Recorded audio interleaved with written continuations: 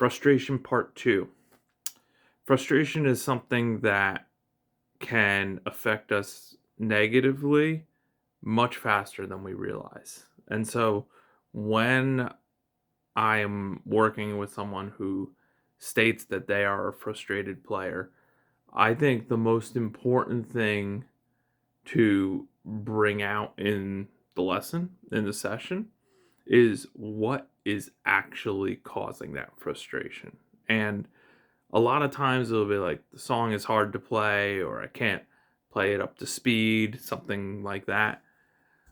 But that is not the problem. That is not the core issue. That is a symptom of the core issue. The core issue is in how we're willing to train and what we're willing to do and what we're not willing to do. So I spoke about this quite a bit yesterday in the previous video. You can watch that if you haven't seen it. But what we want to understand is that every time that we keep trying it the same way, we create more negative associations with the instrument, the particular song, project, technique, whatever it is that we're working on. But that specific thing, we actually start sort of stacking the wrong kind of experiences with it because it's just not going how we want it to go. And I think one of the most sort of crucial factors to being able to do a 180 to that experience, to be able to turn it all around and get the accomplishment, is to be truly open to doing it differently, but also to understand how much what we're how what we're doing is currently making it worse, right? Tim Grover, who's I read his book Winning. It's actually a fantastic book. In it, one of the things he states is that we can't make things better until we stop making them worse. And so progress as a musician, progress on the guitar is absolutely not an exception to that. We have to ask ourselves, what is making it worse, right? If we're trying to play something at speed, yesterday I read somebody was trying to play something at speed and they weren't quite getting it. Immediately the thought is, well, without even seeing them play, without even hearing it, immediately the thought is, well, if everything is fine at a slower speed and you got great note clarity and you've got all kinds of lightness in the left hand and you got minimal effort in the picking hand and all that, if everything is there, then it's either a mental challenge about thinking about what note comes next and actually doing the preparation, these micro preparation movements early enough to be able to get to where we need to be on the neck to play and have the right hand coordinate as well, right? Or it's a issue of tension, which is where we're holding the force, our hand feels stuck, we're not able to physically move faster than we want to. And you can't, with that particular issue, tension, which is the biggest issue with guitar players of all styles and genres, but especially when you want to play more virtuosically, tension is always the obstacle. Tension is the physical obstacle. And so when you want to get past tension, it always will require you to slow way down, but not because the speed makes it possible, because slowing it down allows you to examine every aspect of your technique. And also the mental technique, what you think about how you actually direct yourself to be able to do things with the left hand, things with the right hand. That's why you want to slow down.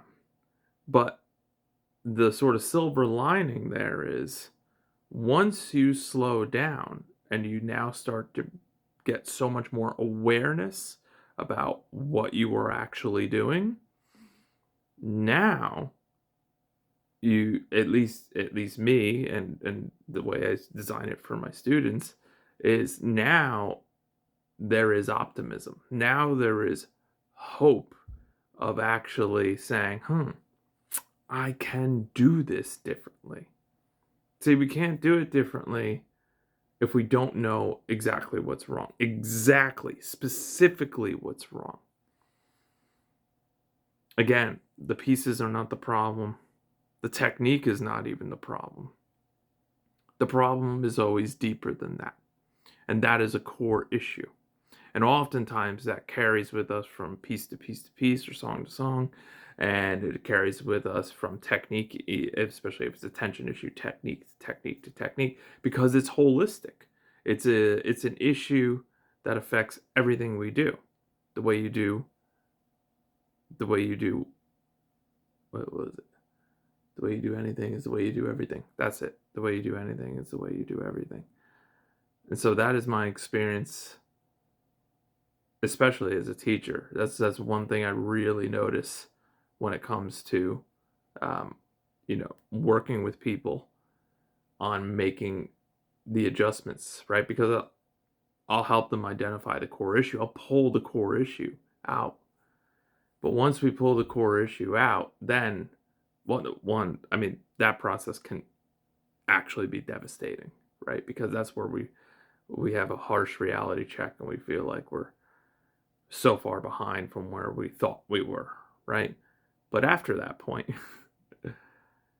that's when we humble ourselves and we say, all right, well, do I want this? Yes, I want this. Okay, well then the way I can progress is to get an accomplishment from here.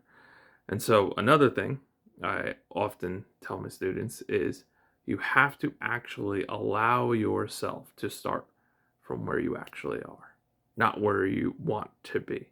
And that is a very different perspective. So when you actually accept where you are, then you start training mentally, physically from there, from that perspective, or even you could say from that context.